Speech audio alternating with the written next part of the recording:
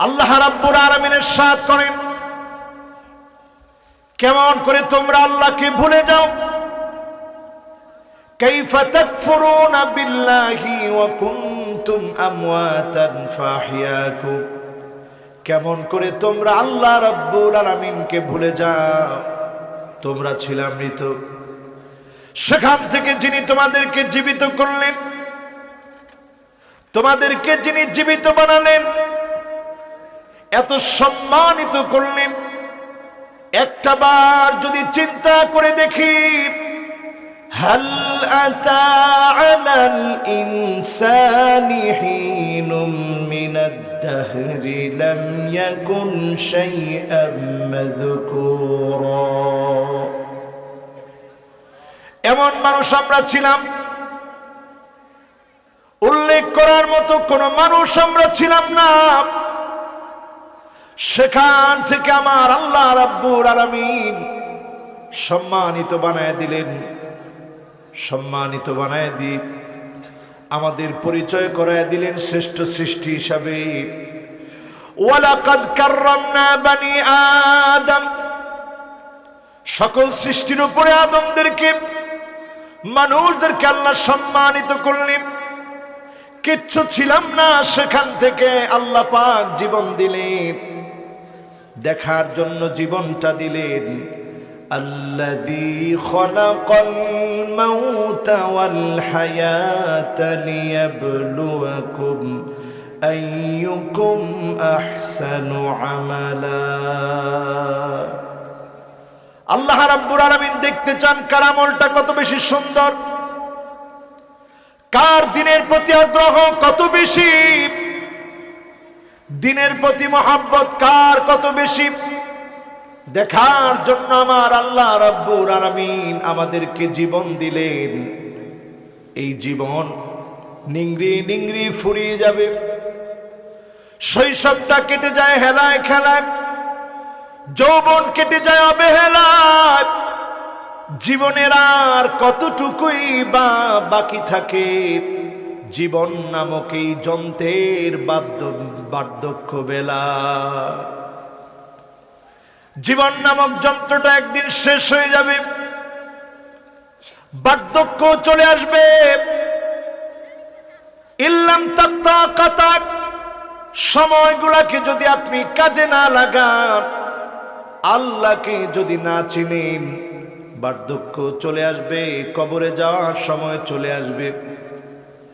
আসরের পর থেকে মাগরিবের সময় পর্যন্ত তাকায় দেখবেন, সূর্যটা যেমন পশ্চিম আকাশে ডলতে থাকে ডলতে থাকে, ডলতে ডলতে এক সময় যেমন সূর্যটা ডুবে যায়, আমার আপনার জীবন নামক সূর্যটা ডলতেছে ডলতেছে, আজকে আমার জীবন নামক সূর্য ডুবে যেতে পারে।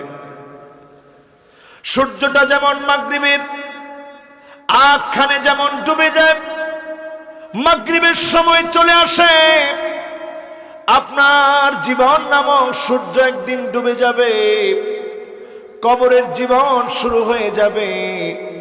এমন জীবন শুরু হয়ে যাবে, মাটির উপর দিক থেকে তাকালে কিছুই বোঝা যায় না। নিচের অবস্থা যদি কোনো দিনের জন্য আপনি দেখতেন, আল্লাহ তাদাফানু,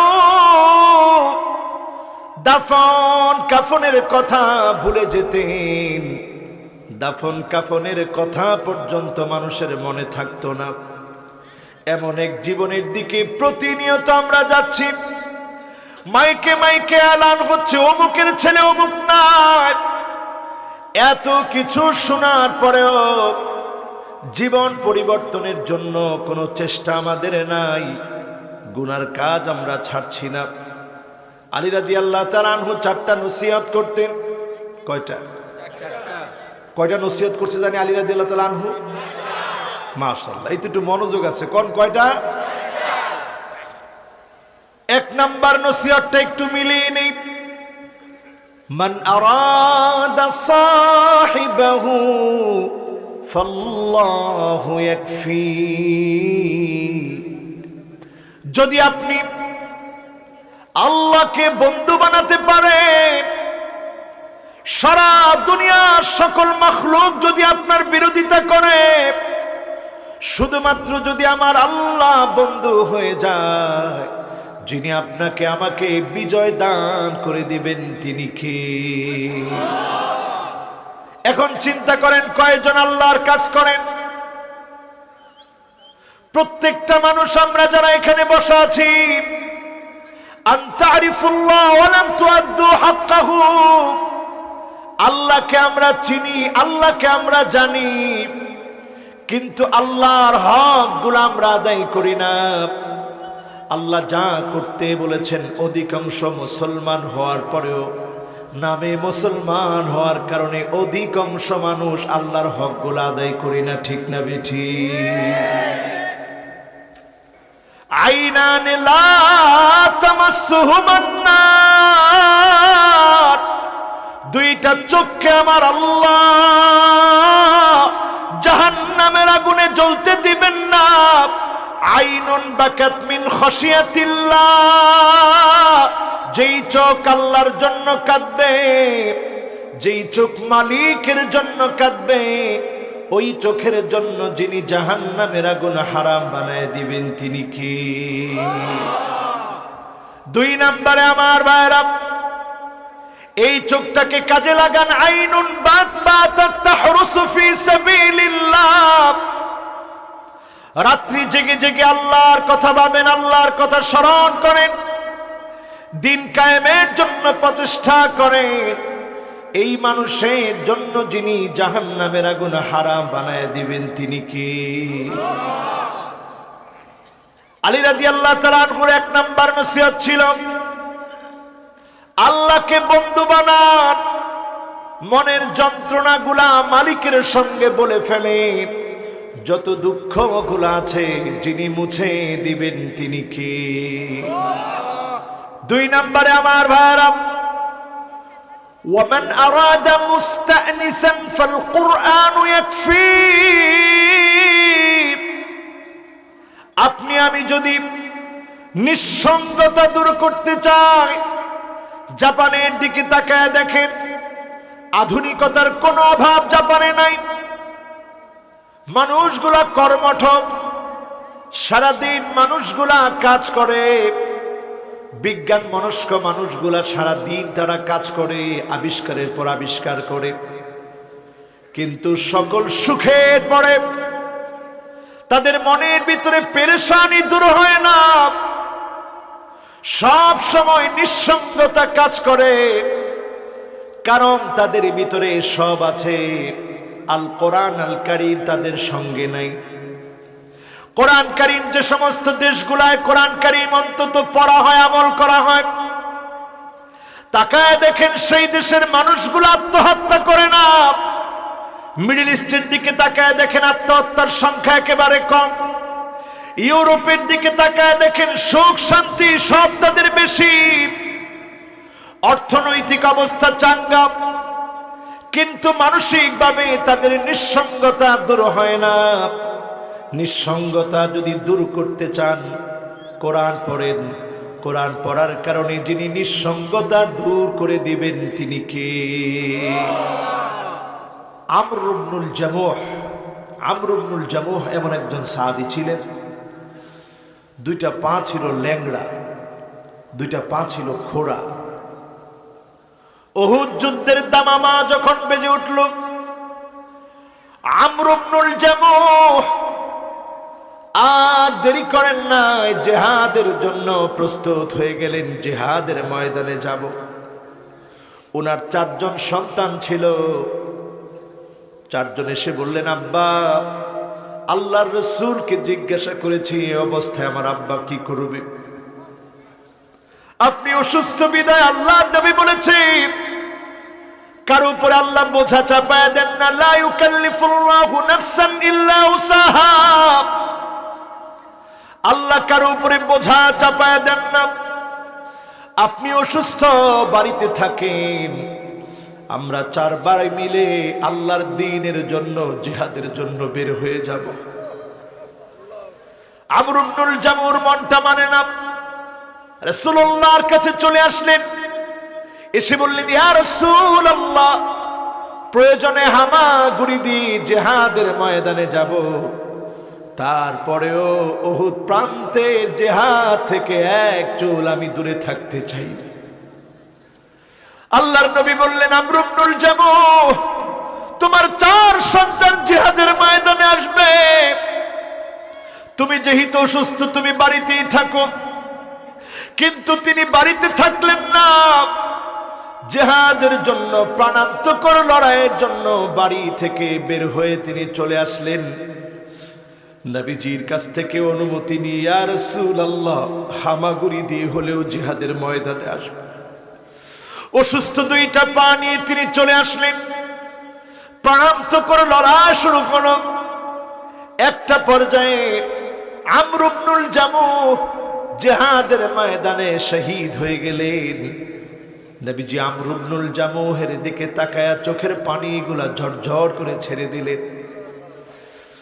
চিন্তা করে দেখেন, আমার নবী এই জন্য কাঁদলেন, 2টা পা অসুস্থ, তারপরেও মনের এমন আগ্রহ ছিল, দিন বিজয়ের জন্য পিছপা হয় নাই, দিনের জন্য চলে এসেছে। আজকে চিন্তা করেন, আমাদেরকে যাদেরকে আল্লাহ সুস্থ রেখেছেন, কয়জন আল্লাহর দিনের জন্য সংগ্রামী হয়েছি। ইসলামের বিজয় আজকে চারদিকে আসছে, সারা দুনিয়াতে দিনের বিজয়ের ঘন্টা বাজছে, দামামা বেজে উঠছে। আমি আপনি প্রস্তুতি নিয়েছি কিনা চিন্তা করেন। একজন পাইলট বিমানের যান্ত্রিক ত্রুটি যখন দেখেছে, পাইলট অবাক হয়ে গেছে, যান্ত্রিক ত্রুটি কোনোভাবেই সারছে না, যে কোনো মুহূর্তে বিমান ক্র্যাশ হবে। পাইলট ঘোষণা করলেন, সার্বিক প্রস্তুতি নেওয়ার জন্য। সবাই প্রস্তুতি নেওয়ার বদলে কান্না শুরু করলেন। বিমান ক্র্যাশ হলে অধিকাংশ মানুষগুলা মারা যাবে, 2-1 জন ছাড়া সব মানুষগুলা মারা যাবে। সবাই কান্নাকাটি করছে। একজন লোক তখন গুনগুন করে কি যেন পড়ছে। পাইলট অবাক বিস্ময়ে তাকালেন, কি এমন লোক, কেমন লোক, কি এমন তার ভিতরে আছে, কেন সে চিন্তিত হয় না, বিচলিত হয় না, পেরেশানি তাকে পায় না। গুনগুন করে বিপদের মধ্যে সে কি পড়ছে। পাইলট জিজ্ঞাসা করলো, ভাই রে, সবাই যখন কান্নাকাটি করছে, আপনার ভিতরে কোনো বিচলিত হওয়ার আলামত নাই, এমনটা কেন? সঙ্গে সঙ্গে ওই লোকটা জবাব দিল, আমি আমার মালিকের গোলাম, আমি আল কোরআন আল কারীম তেলাওয়াত করছি। আমার মন বলছে, আজকে যদি আমার আল্লাহ চান আমরা বেঁচে যাব, আর ওই মালিক যদি না চান আমরা মরে যাব। মরে যাওয়ার আগে আমি আমার মালিক, আমার আল্লাহর কালামটা একটু তেলাওয়াত করছি। এই জন্য আমার কোনো হয়রানি নাই, পেরেশানি নাই। এই কথা যখন শুনল, পাইলটের ভিতরে কেমন একটা আত্মবিশ্বাস চলে এসেছে, কনফিডেন্স চলে এসেছে। আবার কি যখন ইঞ্জিন স্টার্ট করার চেষ্টা করেছে, পাইলট দেখে অলৌকিকভাবে যিনি যান্ত্রিক ত্রুটি দূর করে দিয়েছেন তিনি কে। বিমানটা ল্যান্ড করতে দেরি হয় নাই। পাইলট ওই মুসলমানকে ডেকে বলতেছে, ভাই, বিপদের সময়ে যেই কোরআন আল কারীম পড়ার কারণে আপনার মনটা স্থির ছিল, বিচলিত হন নাই, আর দেরি করতে চাই না, আমাকে আপনি এখনই কালেমা পড়ায়া মুসলিম বানায়া দেন। জোরে বলেন সুবহানাল্লাহ। এমন উদাহরণ এখন অহরহ ঘটছে। জগন্নাথ বিশ্ববিদ্যালয়ের একজন প্রফেসর, সহকারী অধ্যাপিকা, তিনি Yajurveda, Rigveda, Samaveda, Atharvaveda, Smriti, Shruti, Upanishad, new testament, old testament সব পড়েছে তিনি। Yajurveda, Rigveda, Samaveda, Atharvaveda, Smriti Shruti Upanishad new testament old testament সব পড়েছে। পড়ার পরে তিনি চিন্তা করলেন একটা ধর্মগ্রন্থ পড়া হয় নাই, তার নাম আল কোরআন আল কারীম। আমি একটু পড়ে দেখি তো। তিনি যখন কোরআন পড়লেন উনি নিজে বলছেন আমার কাছে মনে হয়েছে সব ধর্মগ্রন্থগুলা মানুষের বানানো, একমাত্র নির্বেজাল ধর্মগ্রন্থের নাম হচ্ছে আল কোরআন। এই আল কোরআন যদি আমি আপনি পড়ি, আমি আপনি যদি কোরআনটাকে বুঝি, ওমান আরাদা মুস্তানিসান ফাল কুরআনু ইয়াকফি। এই কোরআন যদি পড়ি, কোরআন যদি মানি, কোরআন যদি বুঝি, কোরআন যদি আমল করি, যিনি আমার আপনার জীবনটা বদলায় দিবে, কোরআনকে সঙ্গী বানায় দিবে, তিনি কে? আলী রাদিয়াল্লাহু তাআলা আনহুর নসিহত জানি কয়টা? মাশাআল্লাহ, হগলতের মনোযোগ আছে তো? হ্যাঁ, মরণ এক পর্যন্ত মনে থাকবো। আল্লাহ দেখেন একটু চাচার বয়সটা দেখেন, যুবকরা দেখো 70 বছর বয়স। হুজুর আজকে আমার যেটা কইছেন এটা মরণের আগ পর্যন্ত মনে থাকবো। আল্লাহ, উনারা আছে দেখে আল্লাহ আমাদেরকে বাঁচায় রাখছে। মুরব্বীদের দোয়ার দরকার আছে না? 1 ঘন্টা হইতে আর 15-20 মিনিট আছে, আপনারা আসেন তো ইনশাআল্লাহ। জোরে আল্লাহ একটু ডাক দিয়ে কন্যা আল্লাহু আকবার। নসিহত জানি কয়টাও? আমরা আছি কয়টায়? বাকি আছে মাশাআল্লাহ, কি সুন্দর মনোযোগ। এরপরে 3 নম্বরে আমার ভাইরা, ওয়ামান আরাদা গিনান ফাল কিনাআতু তাকফি। অল্পে যদি আপনি তুষ্ট হতে পারেন, হৃদয়টাকে যদি অল্পে তুষ্ট বানাতে পারেন, চাহিদা যদি আপনার কম হয়, আলহাকুমুত তাকাসুর। এখন মানুষের ভিতরে শুধু আধিক্য, নেতার ভিতরে চিন্তা হলো তাড়াতাড়ি নেতা হবে, কর্মীর ভিতরে চিন্তা হলো নেতাকে সরায় আমার নেতা হওয়া লাগবে, ঠিক কিনা? এরপরে যখন আপনি নেতা হলেন, এবার চিন্তা হলো কারি কারি টাকার মালিক হতে হবে। কারি কারি টাকা হওয়ার পরে এবার চিন্তা হলো জনগণকে যেভাবেই হোক, জনগণের হক নষ্ট হোক, যা মনে চাই তা হোক, আমার নেতাগিরি টিকায় রাখতে হবে, জুলুম নির্যাতন যা করা লাগে করব, এমন মানুষ এখন আছে না? না, শুধু আধিক্য অল্পে হয় না, অনেক লাগবে। হাজার হাজার কোটি টাকা দেশের বাহিরে পাচার করা হচ্ছে, ঠিক কিনা? অথচ রাস্তার পাশে এমন কত মানুষ আছে, পড়ে আছে, যার পিঠের ভিতরে পোকা হয়ে গেছে।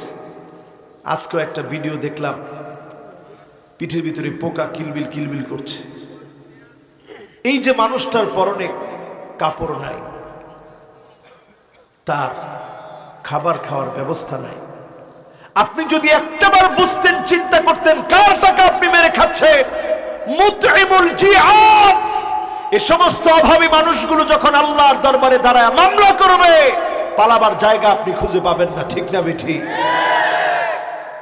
এই অভাবী মানুষের মুখে যদি খানা দিতে পারতেন, মুকসিল উরিয়ান, অল্পে তুষ্ট হয়ে আপনি যদি যেই মানুষটার পরনে কাপড় নাই, রাস্তার মধ্যে যে ঘুমায়, ওই মানুষটাকে যদি আপনি কাপড় পরায় দিতে পারতেন, আল্লাহর জান্নাত বলতো, আল্লাহ তোমার এই গোলামটার জন্য আমি বড় পাগল হয়ে গেছি, তোমার এই গোলামটাকে জান্নাতে দাও। জান্নাত দোয়া করতেন, দোয়া কবুল করে যিনি জান্নাতি বানায় দিতেন তিনি কে? কয়জন আমরা অল্পে তুষ্ট? সারা দুনিয়াতে আমরা মার খাই। এই মার খাওয়ার পিছনে অন্যতম 2টা কারণ হলো হুব্বুদ দুনিয়া, দুনিয়ার লোভ, দুনিয়ার তামান্না, দুনিয়ার ভালোবাসা, দুনিয়ার পচা রাজনীতি মুসলমানদের কাজ গিলে খাচ্ছে, ঠিক না বেঠিক? কত টাকা আপনার লাগবে, কত টাকা আপনার লাগবে? হাজার হাজার কোটি টাকা আপনি মালিক হচ্ছেন। এমন টাকাওয়ালা আমি আমার জীবনে দেখেছি, যার সন্তান সারাটা দিন কাগজের দিকে তাকায় থাকে, কিচ্ছু বলতে পারে না। আমি লোকটাকে গিয়ে প্রশ্ন করলাম, ভাই আপনার ছেলে শুধু কাগজের দিকে তাকায় থাকে কেন? তিনি উত্তর দিলেন, হুজুর সারা জীবন আমি টাকার দিকে তাকিয়েছিলাম, অনেক টাকা ইনকাম করেছি, কিন্তু আল্লাহ রাব্বুল আলামিন এমন ভাবে পরীক্ষা নিলেন, এমন সন্তান আল্লাহ দিয়েছে সারা জীবন সে টাকার দিকে না কাগজের দিকে তাকায় থাকে। আমি তাকিয়েছিলাম টাকার দিকে, সন্তান এখন তাকায় থাকে কাগজের দিকে। যেই সন্তানের জন্য আপনি ইনকাম করছেন, ওই শীত এমন এক সন্তানের নাম যে সন্তান বাবা মায়ের গলার ভিতরে ছুরি চালায় দিতেও সময় নেয় নাই, ঠিক না বেঠিক? এই যে ঐশীর মতো কন্যা, এমন সন্তানের দৃষ্টান্ত আমাদের দেশে দেখেছি। গত কয়েকদিন আগে, 4-5 দিন আগে, বাবার পায়ে শিকল লাগায়া হুইল চেয়ারের ভিতরে বাবাকে বসায়া উলঙ্গ বানায়া বাড্ডাতে বাবাকে রেখে চলে গেছে। ছেলে আর ছেলের বউ মিলে বাবাকে ফেলে রেখে চলে গেছে। এত সম্পদ দরকার, এত টাকা দরকার, এত টাকা আপনার প্রয়োজন, বাবাকে থাকতে আপনি জায়গা দিতে পারেন না। এমন সন্তানকে দেখেছি, মাকে গোয়াল করে রেখে দিয়েছে। পুলিশ গিয়ে যখন মাকে বের করেছে, মা সন্তানের নামে অভিযোগ করে না, কারণ সন্তানটা শত হলেও মায়ের বড় আপন। এরপরে অভিযোগ করে না, আপনি গোয়াল করে কেন? একবারের জন্য বলে না, শীতে আমার কষ্ট হচ্ছে, গোয়াল করে আমার ছেলে রেখেছে। অভিযোগ করতে চায় না মা। এই যে দুনিয়া আমাদের এত লাগে, যেই মা আপনাকে ছোট্ট একটা পেটে জায়গা দিয়েছে, যেই বাবা কাদের মধ্যে চড়িয়েছে, আঙ্গুলে ধরে হাঁটা শিখিয়েছে, সেই বাবার জন্য খরচ করেন না, সেই মাকে খাওয়া দেন না, থাকতে দেন না। আপনি মনে রাখবেন, আযাব আপনার জন্য অপেক্ষায় আছে। এমন আযাব আসবে, বিছনায় শুয়ে কাতরাবেন আর মা বাবা বলে ডাকবেন, সেদিন আল্লাহ আপনাকে ছাড়বে না, ঠিক না বেঠিক? অল্পে তুষ্ট হন। আজকে আমাদের মনগুলো অল্পে ভরে না। হুব্বুদ দুনিয়া, দুনিয়ার লোভ আমাদের ভিতরে। এরপরে কারাহিয়াতুল মাউত, জীবন দিতে হয় আল্লাহর জন্য। আল্লাহর জন্য আমরা জীবন দিতে চাই না, আল্লাহর জমিনে দ্বীন কায়েমের জন্য। আমর ইবনুল জামূহ রাদিয়াল্লাহু তাআলা আনহু 2টা পা অসুস্থ হওয়ার পরও জীবন দেওয়ার জন্য গেলেন, আল্লাহ শহীদ করে নিলেন। আউয়ালু কাতরাতিম মিন দামিহি, 1 ফোঁটা রক্ত জমিনে পড়ার আগে শহীদের গুনাহগুলো মাফ করে যিনি জান্নাতের জন্য কবুল করে ফেলেন, তিনি কে? আল্লাহ এইভাবে জান্নাতটা দেখান, দেখো জান্নাত। এজন্য শহীদের আর কোনো ভয় থাকে না। আমার ভাইরা, 3 নাম্বার নসিহত করছিলাম, অল্পে তুষ্ট হন। যিনি আমাকে আপনাকে ধনী বানায় দিবেন, তিনি কে? এবার কত নাম্বার? একটু জোরে কন। 1 নাম্বারটা জানি কিও? মাশাআল্লাহ, কে কইছে দেখি? মাশাআল্লাহ, একজন ইয়ং বলছে, আমার মনটা ভরে গেছে। এরা আমাদের সম্পদ। এরা যখন গান বাজনা বাদ দিয়ে মাহফিলে আসে, আমরা বুকটা চিরে দেখাতে পারি না আমরা কত খুশি হই। আমাদের মনটা তখন ভরে যায়, এই বুঝে যে আল্লাহ, এত বছর পরেও যখন আমরা দেখি দিনের জন্য যুবকেরাই এগিয়ে। আবু বকর রাদিয়াল্লাহু তাআলা আনহুর বয়স ছিল যখন হিজরতের সময় 51 বছর, ওমর ফারুকের বয়স ছিল 41 বছর। অধিকাংশ সাহাবী তারা ছিল তাগড়া যুবক। এই যুবকদেরকে দিয়ে যিনি দিনের বিজয় দিয়েছেন, তিনি কে? আজকেও যখন যুবকেরা ছুটে আসে, আমাদের কাছে হারানো ইতিহাসগুলো ফিরে আসে, আমরা তখন মনের ভিতরে একটা আনন্দ পাই, শান্তি পাই। আমাদের কাছে মনে হয় আগামী দিনেও যিনি মুসলমানদেরকে বিজয় দান করবেন তিনি কি? 4 নাম্বারটা আমার ভাইরা, ওয়ামান আরাদা ওয়াইদান ফাল মাউতু ইয়াকফি।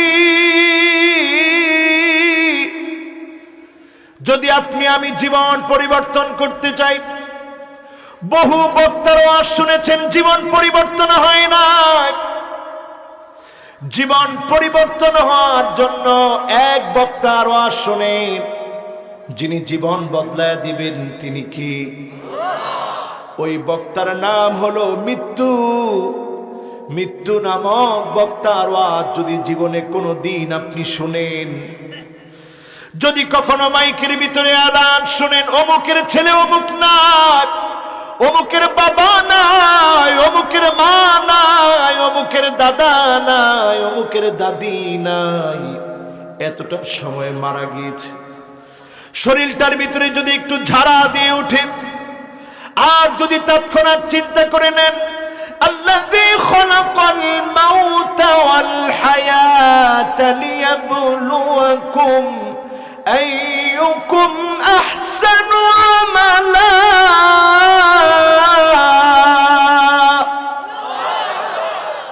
যদি সিদ্ধান্ত নেন মালিক কেমনে আপনি বানান না, কার আমলটা ভালো দেখার জন্য বানিয়েছেন। আজকে তো একজন চলে গেল, ইন্নাহুম কাদ আফদাউ ইলা মা কদ্দামু, তার সব আপনার কাছে চলে গেছে, এখন সে হিসাবগুলো আপনার কাছ থেকে পাবে। মালিক আমি আর অন্যায় করতে চাই না, গুনার দিকে যেতে চাই না। আজকের ওয়াজ আমার কাজে লেগেছে। ওমান আরাদা ওয়াইদান ফাল মাউতু ইয়াকফি। একটা ওয়াজ যদি মানুষ শুনে, একটা ওয়াজ যদি মানুষ শুনে কাজে লাগাতে চায়, একটা ওয়াজের কারণে যিনি জীবন পাল্টায় দিবে তিনি কে? ওমান আরাদা ওয়াইদান ফাল মাউতু ইয়াকফি।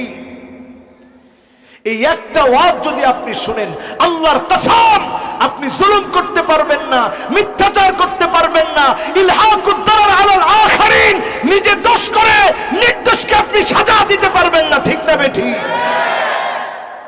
এক জায়গা ঠিক, সব ঠিক। এই এক জায়গা যদি বেঠিক হয়, আপনি মরবেন, 10 দিন যাবে না কেউ আপনার কথা স্মরণ করবে না। নেতা কর্মীকে টাকা দিয়ে পর্যন্ত আপনার জন্য দোয়া করাতে পারবেন না। এটা এমন এক জায়গা, ওমান আরাদা ওয়াইদান ফাল মাউতু ইয়াকফি। এই একটা জায়গায় যদি আপনি চলে আসেন, যিনি আপনার জীবনটা পাল্টায় দিবে তিনি কি? সুতরাং আমি আপনি তো সারা জীবন থাকার জন্য আসি নাই। আমি প্রত্যেকটা মাহফিলের চেয়ারে যখন বসি, মন থেকে বলতেছি, বানায়া বলি না। প্রত্যেকটা মাহফিলের চেয়ারে যখন প্রতিদিন আলোচনা করার জন্য বসি, আমার কাছে মনে হয় আজকের মাহফিলটা আমার বিদায় মাহফিল হয়ে যেতে পারে। কারণ আমরা কেউ জানি না আমার জীবনটা কখন ফুরায় যাবে। ইন্না হায়াতাকা কদ তাজুলু কামিসলিশ শামস। সূর্যটা যেমন ডলতে ডলতে ডলতে ডলতে একটা পর্যায়ে ডুবে যায়, আজকে আমার ডুবার সময় চলে আসতেছে, হয়তো আমি জানি না।